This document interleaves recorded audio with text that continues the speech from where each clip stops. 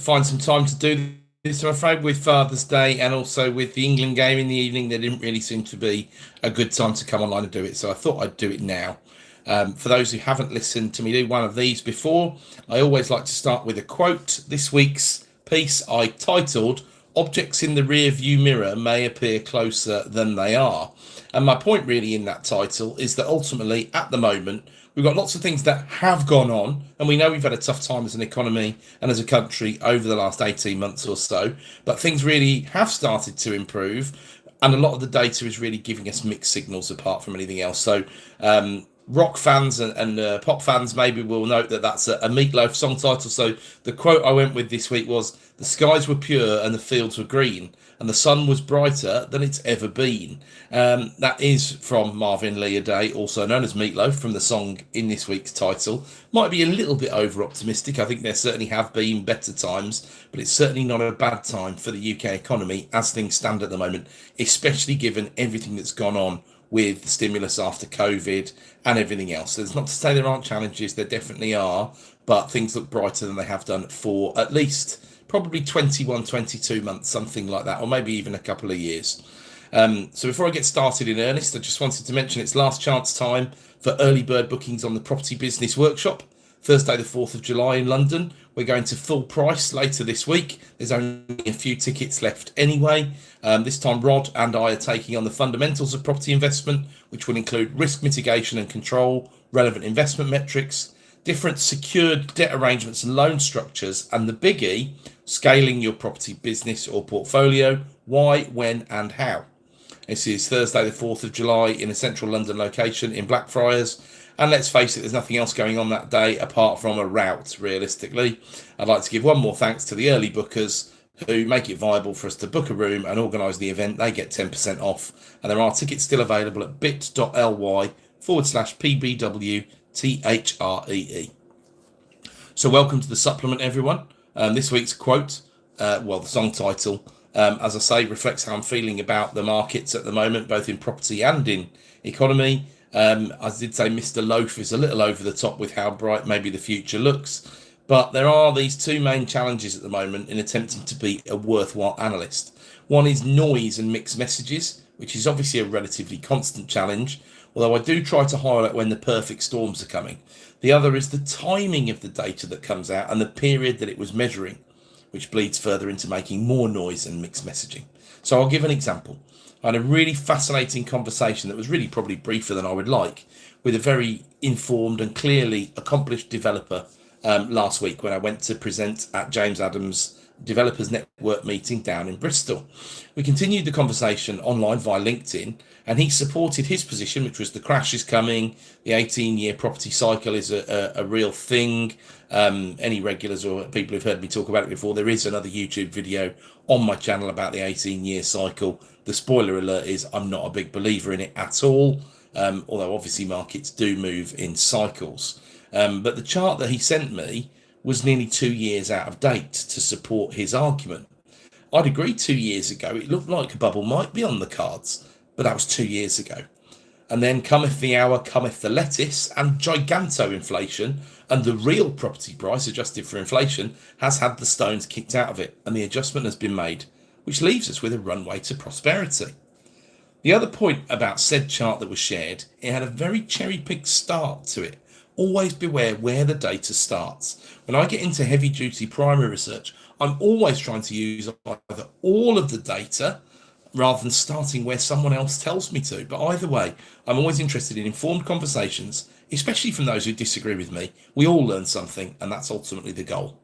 So is there any chance of a property price crash in 2026? In short, I really don't think so.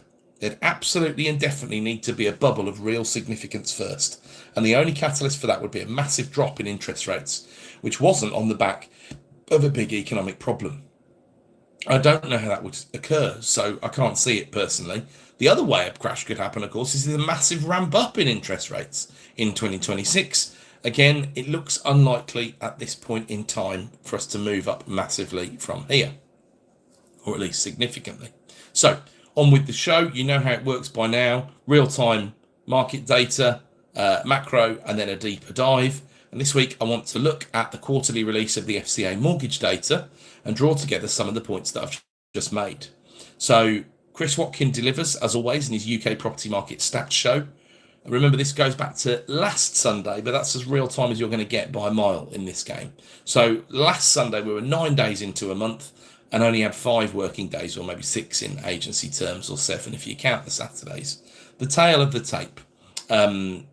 June prices agreed thus far are 6.34% higher per square foot than January. Number of listings is still very high, 8% higher year to date than 17, 18, 19, which is that pre-COVID bellwether. Net sales 6% higher than the 7-year average, which contains some great and some shaky markets. Muzdog has just commented saying, forget this, I'm leaving England. Dear oh dear. There are some snippets of deeper analysis that are worth reading as well, and I've replicated them here with credit to Chris again.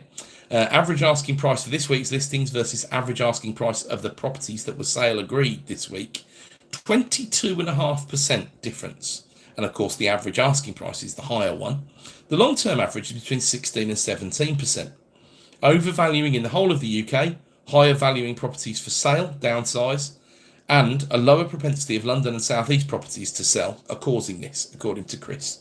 That one's interesting. The gap was only 12.5% in 2022, as I discussed. And obviously that was quite a hot market, certainly in the first part of it. So it is a massive departure from there. Alongside this, 1 in every 6.21 properties being reduced each month. Well, that long-term average is 1 in 10, so lots of reductions going on, all part of the rich pattern of the market having plenty of stock. And the sale fall-through rate, slight dip from last week's good news, to figures last seen in the last few months. 22.5% fall-through week for last week. Comparison 21.82 for the last 3 months. Long-term 8-year average 24.8.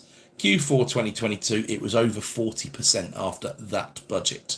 Not much to add to that, but do keep that figure in mind. Generally 1 in 4 deals falling through in the long-term average figures. And then one more. House prices for June month to date are £352 a square foot. That's a record. May 24, 348. April 24, 344. March 24, 339. Same as Feb. And Jan 24, 331. So a pretty steady progression upwards. That's 6.34% higher than in Jan. Why look at pounds per square foot? Well, there's a correlation of 92% between the change in pounds per square foot sale agreed and the land reg 5 months later. So by following the pounds per square foot figures, we know what will happen to the land reg 5 or 6 months in advance. The correlation coefficient, bear in mind for lay people, measures how strongly 2 variables are related, and that 0.92 or 92% indicates a very, very strong positive relationship. As one variable increases, the other also increases significantly. It's very close. The maximum value this can be is 1 or 100%, so 92 suggests a nearly perfect linear relationship. Now, I'd say read that one again, listen to that one again. 92% is very, very, very strong indeed. An analyst's dream. We do need to be cautious because June on these figures was only 9 days old, but this isn't congruent at all with the RICS house price balance, which I'll discuss later. I expect this figure will calm down during June, but this week shows no signs of being election affected at all in the sales figures. So thanks as always for Chris for doing what he's doing. The best real-time stats in the game. As always, I salute you, Mr. Watkin. So into the macro. In a way, it was a difficult week to choose the top 4, but in a way very easy. You know that the 5-year gilts and swaps choose themselves. The labour market has to have a once-over in the week where unemployment figures are released. The growth report we can't omit, and as already discussed, the RICS house price balance ruffled a few feathers, so that gets some airtime too. So onto the ONS labour market report. We always hear about the unemployment figure, we know that. The inactivity has also started to get more airtime. The thing that amused me this week is that 100% of the media seem too scared to suggest that the largest minimum rise wage ever might lead to some jobs being shed. It's pretty basic economics, folks. It might be politically difficult, but this isn't a broadcast against the minimum wage or any kind of ideological position. It's just accepting a fact. If the minimum wage went to £1,000 an hour, only 0.1% of people would be left working. So rises cost jobs when that number is in the market, above the floor, as the economists would say. Of course, with lots of genuine other cost pressures, it's just a straw breaking a camel's back. Good for those who've kept their jobs, which is of course the vast majority. Sad for those who have to rely on benefits while seeking new employment. Overall, we should be interested in whether the government is better off or not on the back of it, although that's hard to measure because it depends on so many variables, including how long-term or not that resultant unemployment might be. What were the big figures though? Unemployment of 4.4, a tick above the consensus which thought it would remain the same at 4.3. 140,000 jobs lost. Wages still up 6%. I still prefer wages excluding bonus rather than including, although the COVID bonuses should really have washed out by now. 50,000 more claimants. Now that's a May figure rather than an April figure. The rest of the figures are from April, so let's be cautious. Last month's real-time estimate was that 85,000 lost their jobs, and it ended up being 140,000. This month the estimate was 3,000 job losses. So it looks like the trend has been snapped off, and the PMI data for May would support that as well, as they were very, very positive about employment. Over the past few months, about 50,000 more jobs have been found in between the real-time estimate and the following month. So if that continues, May will have been a positive month when we get those figures next month. The breakdown, which is more informative, is 74.3% employed, 4.4% unemployed, and 22.3% economically inactive. Remember, this is 16 to 64s. We also have employment down 1.9% since the pandemic, which is 0.3% into unemployment being higher and 1.7% more into economic activity. And no, that doesn't add up, but that's due to rounding and also due to the fact that if you're 65 and above and seeking a job but not employed, you are counted as unemployed, which doesn't help those figures add up either. It's a pain for a government. Of course, we've got to blame them to an extent. 2.83 million people of working age on NHS waiting lists. They're not all off work sick because of it, but that's a lot of people, of course. The pandemic has to take the majority of the blame, but blaming the doctors for taking industrial action is pretty unpalatable and hasn't gone down well in this election campaign. The true cost, aside from anything else, is difficult to measure, but also there seems no appetite to do it. You can go right to the other side of the argument. Online assessed benefits and the use of PIP as a catch-all, as a benefit outside of the cap, has been a disastrous failure and led to a system that can be gamed. I don't have a position on that because I don't know enough about it apart from anything else. I always believe people behave as they're incentivised and systems are used and worked out as time goes on. Not everyone who's used a Section 21 has used it at a time of no fault for the tenant, for example. Back to my soapbox of put pay up a lot, shed jobs in sectors. Here are the sectors that have lost the most jobs over the past 12 months.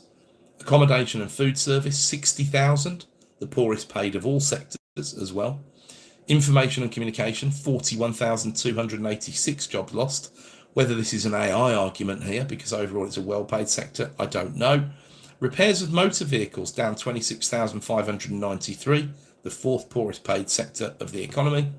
And then manufacturing and construction have both lost 20,000 or slightly more, slightly less jobs, but both have shrunk as a sector in that time. So we can't blame minimum wage rises for all of that, of course. At least two of those sectors were in recession, localised recession. But what are the growing sectors that have balanced them out? Finance and insurance put on 21,000 jobs, the best paid sector. Arts, entertainment and recreation. I'm not sure if a year's data is much use here. Is it just a post-pandemic recovery after massive layoffs? But overall, it is a pretty poorly paid sector. Public administration and defence, social security, 45,494. Well paid, but then the expansion in defence, of course, has got to be something to answer for that. Education has put on nearly 90,000 jobs, which is about the average on pay scales. And then health and social workers put on around 155,000 jobs, paid just below education, right near the average. But you can see a pattern, I think. The largest shedding sector is the poorest payer. With 2 times 9% plus minimum wage increases on the spin, this can't be a fluke. Second, the growing sectors appear primarily government-funded jobs. Sure enough, 3 of the top 5 losers in terms of job numbers are first, second and fifth in the table of how much wages have grown. The top 3 most growing sectors are the 3 that have had the lowest pay increases in the past 12 months. This nuance around minimum wage will no doubt go undiscussed for the next 5 years, I'd imagine, but it does need to be recognised that this administration has done more for the lowest paid than anyone before them, with no political capital to gain from doing so. There's plenty for the Conservatives not to be proud of or even ashamed of from the past 14 years, but what they've done for low pay isn't one of those things. That's the base level, but if jobs disappear because business models stop stacking up at certain wage levels, the retraining and job creation of minimum wage jobs, if that's what you're replacing, needs to be strong, of course, and I'm not convinced that it is. Interestingly, the only age categories to go backwards in the past 12 months are the under 25s, and there's been a massive increase in over 65s on payrolls of over 70,000. Has the cost of living forced them back to work, perhaps? Or is retirement simply less affordable? Youth unemployment from a societal perspective is bad news, though, and can have significant costs. There we are, anyway, the deepest labour market deep dive for some time, with the overall conclusion that the objects in the rearview mirror don't look great, but the real-time information looks okay. Although remember, if supporting the red team, which would be interest rate cuts, then perversely bad economic news is good. I find it hard personally to support bad economic news because I want the nation to do okay. Well, I want it to do fantastically well, of course, but chance would be a fine thing. So on to the growth and another rearview mirror moment. April was a bad month for weather. Not that June has been great so far, but the April growth figure was zero. Zip, nada, which was where the economists thought it would be. A 3-month move from 0.6 to 0.7 because a negative January dropped out the figures, you'd think, but that wasn't the case, which still remains a mystery to me. And industrial and manufacturing had a bad April too. Construction output year on year was particularly weak. All of this, though, has been reversed according to the PMIs in what was a very healthy May, so there are limited causes for concern. Annual GDP growth rate now 0.6. Bearish forecasts for this year are only 0.5, and at this time it doesn't look like we'll see no growth before the end of this year. Inflation figures come on Wednesday next week and the consensus is 2%. And I have no strong conviction that we will overshoot, given that this April was such a poor month for consumption, apart from anything else. That helps growth quite significantly, certainly compared to the 2023 months with 10% inflation, because remember the growth figures are adjusted for inflation. This will help with the OBR forecasts when the next administration is in power, but their forecasts over the next 5 years are what matters, and we'll see exactly how Rachel Reeves manages the OBR and whether she uses the same skills that Jeremy Hunt developed very quickly. NISA, the National Institute of Economic and Social Research, sees Q2 GDP at 0.5% at the moment, which doesn't look unreasonable and is in line with forecasts I've made over the past couple of months. I expect May's growth print to be pretty healthy. In more granular detail, a 0.2% increase in the mighty services sector made up for production output down 0.9 and construction down 1.4. It's been a bad 12 months for construction, but outside of Resi, that currently once again appears to be in the rearview mirror. The last 4 months of services growth, 0.32, 0.21, 0.4, 0.19. That's 1.1% growth in 4 months. If production and construction start contributing positively, please tell me why we can't achieve 1.5% growth this year. I have quite literally no idea why the other forecasters are not saying the same. New work in construction is still 15% below the 2019 figure, and manufacturing has just about kept pace over the past 2.5 years. Inflation has taken its bite from those cherries just as it has from real property prices, and now looks finally as though there's progress in all sectors at the same time. Growth in April limp, growth May probably decent enough, June the jury is out as weather won't help some of the traditional summer activities. That's the summary, but of course people are pointing to things like the Euros, which make a massive difference to things like the hospitality industry, and lots of money being spent. So, RICS house price balance next. What did that miserable bunch say? Back to a pretty bearish print of -17 after a number of good prints over the past few months. From August 2023, with those bond yields up at 5% for the 5-year, the high in the cycle, we had come all the way back to -5 in March, -7 in April, and now -17 for May. Certainly doesn't agree with the Watkin analysis that I've been featuring more in the supplement over the past couple of months. So into the report. The bullets on the report for May. Demand for rentals continuing to rise alongside lack of supply. Shock horror. Near-term sales expectations still suggest recovery, but they're calling for policy support. And longer-term thinking is needed to fix current market issues. I'm not sure you can really get a headline out of that, but there you go. So not really much news to this. They describe affordability levels in the rental sector as plummeting. The tenant demand balance came from +10 to +35 in a return to significant demand levels, which is typical for the season, and their new landlord instructions were at least flat rather than declining. RICS also suggests that the impending drop in interest rates is making buyers wait. That's interesting. Perhaps those buyers should read the supplement and follow the gilt yields instead, since it's those that set their mortgages. Imagine the disappointment if, or when, the first 0.25% cut in base rates isn't matched on the 5-year money and everyone's left dumbfounded. +43 see a rise in sales activity over the coming year compared to +33 last month. but RICS are suggesting that prices fell in May. We'll wait and see how it turns out. The reality can be that cheaper houses are the only ones selling, but they're selling at higher prices, and so the notional national house price goes up. That's how RICS and Chris Watkin can both be correct. This is the danger of averages and aggregating figures, of course, that I talk about all the time. What we might be able to take away from this, though, is that there's some pent-up demand building up. If you're waiting for lower rates, does the first cut then make you rush out and buy, though? Do you change your mind when the base rate cut doesn't necessarily cut the gilt yield money? Do you look at everything closely enough to know that a 0.25% cut in the rates only saves 5 basis points on the gilt, for example? That's a made-up number, not a prediction, by the way. Or do you just keep calm and get on with it? I think most people are in the latter camp, to be honest. But an interest rate cut at base level cannot harm the market unless the bond markets thought it was a terrible idea, which I don't think they will. So talking of the bond markets, I was delighted to see after opening the week at 4.172 on the 5-year, we closed at 3.95. The big drops were when unemployment went up, that shaved off 5 basis points, and then US inflation looking under control. I'm sceptical and I've got my stake in the ground there, but the figures were unexpectedly good. So perhaps the consumption in the world's greatest consumption machine is finally slowing down. That shaved off another 9 basis points very quickly, and yields then continued to trend downwards over the week. This looks a much more realistic price, although still at the higher side of my range. I was very surprised to read a Reuters piece this week, which suggested 40% of economists think the bank will cut in the meeting that's coming next week. It's unlikely because of the political side of things, although either decision, in a way, can be spun to prove their independence, but also unlikely because it isn't a full report meeting. These are only once every 3 months, so they'll be operating from last meeting's data as a rule, plus some mixed messages. Hot economy according to PMIs, a little bit disappointing on unemployment, and of course they'll have had this week's inflation figure that's coming to take into account by then.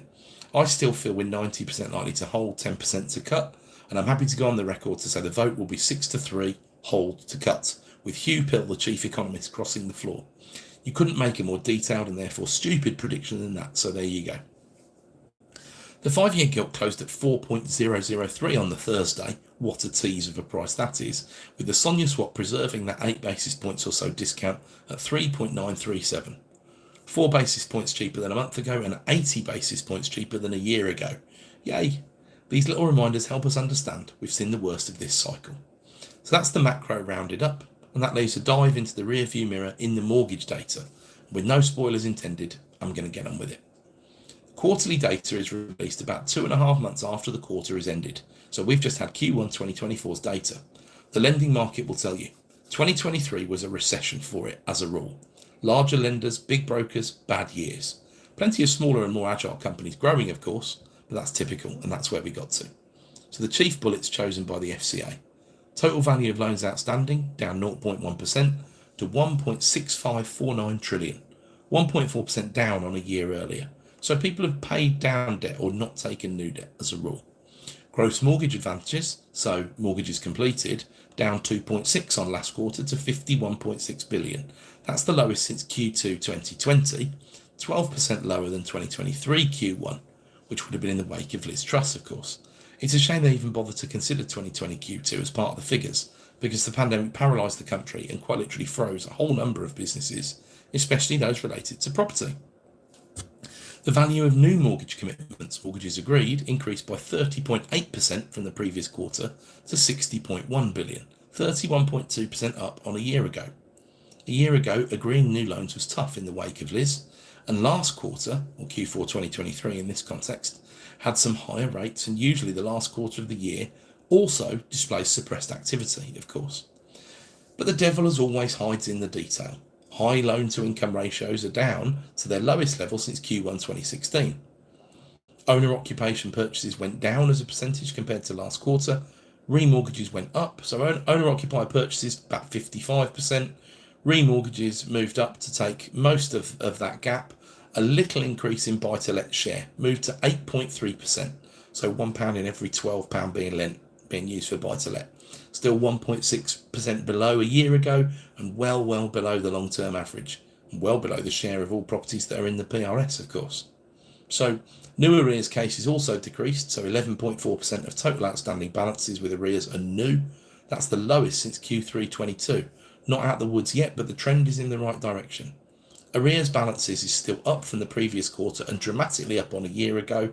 That's suggesting that those struggling are holders of larger mortgages, which makes sense given everything else we know about the current situation. 1.28% of total loan balances are in arrears, 21.3 billion. 1.75% would be about where warning alarms would start to go off, sounding loudly at 2%. That was the Q1 2007 figure, which developed to go over 3.5% by Q1 2009, by which time, of course, it was too late to do anything about the problem. The average since the data started is 1.78, but the data only starts in Q1 07, and the financial crisis left a long scar. It isn't worrying in itself, but the trend needs to start to reduce, which I personally think it will when we get to Q2's figures in 3 months' time. When you get right into the granular detail in the spreadsheets underneath the analysis, the growth is in 5% plus arrears, which of course is the worrying one. Below 5% is actually shrinking. This is reflected in the lower percentage of arrears cases being new, which you would think may well be a leading indicator for an improving landscape, but there's a whole number of likely possession cases on the horizon. Of the total mortgage balances, how many are in 5% plus of arrears? 0.59%, or 1 in 170. That would assume all mortgages are equal, which they aren't, but it's okay as a stab. Those in 10% plus of arrears, 0.28% of all loan balances. That's as high a number as the data has seen since end 2010 early 11, when it reached 0.29. So again, you'd expect more possession cases on the back of that, although note just how long after the financial crisis that was. The possession stats for a comparison are still only 1/7 of what they were in Q1 2009, which again is useful context. So the calming in the new arrears cases level will have quelled many fears in the regulator, I'm sure, and is congruent with what we've seen and are seeing. People have battled through the cost of living crisis. When you get a rent increase or your mortgage drops off, you take a bit of a kicking, but for the rest, it's month on month steady improvement at the moment. On average, things are okay, but at the extremes, cases are bad and comparable to previous recessionary moments or economic crises. Anyway, I hope those deep dives into what's going on in the big bad world of macro and property at the moment help tie some things together. This, hopefully, will help to clarify, not serve to confuse. Here's my take for what it's worth, 10 points from the middle of June 2024. Firstly, prices are up, recovering, but they won't hit the land reg until the end of the year, although expect tick upwards from July's prints onwards at the ONS. There's a ton of stock out there. Be intelligent when you sell. Stage it. Do what needs to be done to stand out. Think and be better than the competition. There's still a ton of stock out there. Yes, I've said it twice. Use it as a negotiating weapon when you buy. Don't overpay right now. It would be crazy to do so. Base rate looks very close to starting to come down now. This won't affect mortgage rates massively, although our gilt yields have been too high, and they're 20 basis points down in the past week alone. There's another 0.5% or so that could come off before the end of the year. Nothing to write home about, nothing to freeze your activity for, but you can have confidence in the direction of travel. Number 5, stock in the PRS is still shrinking, and the scars of a fast increase in rates will leave a hole for years. It'll be years and years before this recovers. That window of opportunity is wider than it's been for some time. Number 6, you need to knuckle down and accept limited cash flow in the now, with a realistic plan of increasing cash flow over the coming years, with rents likely to move upwards. Number 7, HMO future looks bright if you are flitting between strategies. It's not how I do it or how I look at the world. I do deals. If it's a deal, I make it work regardless of the use class. Why so good for HMO though? Pay rises are concentrated at the lower end of the pay scales, and that's the HMO market for professionals as a rule. Just beware those tenants are more likely to lose their jobs if wages continue this tear, although they are slowing slowly, and when the April rise drops out the figures, things should look more reasonable. The rental market will be left with survivors of a difficult period with a long tail here. Labour will need, if they can step away from some of their ideology, to be quite careful with the PRS, unless they want to shrink it even more before they work out that they won't be able to get all the social homes built that they want. The new government isn't going to change a lot, even though that's their word from their manifesto. The withdrawal of Section 21, when it does come, will look more like Scotland's existing policy of 7 years or so. And number 10, the rental market will continue to get worse for tenants before it gets better. Strong, fair, realistic solutions will continue to be needed for private tenants. So well done as always for getting to the end. Remember those last few early bird tickets for the next property business workshop on the 4th of July, bit.ly/PBW3. But there's only one real way to deal with all this continual noise and election claptrap, of course. Keep calm, always listen to the supplement and carry on. Thank you.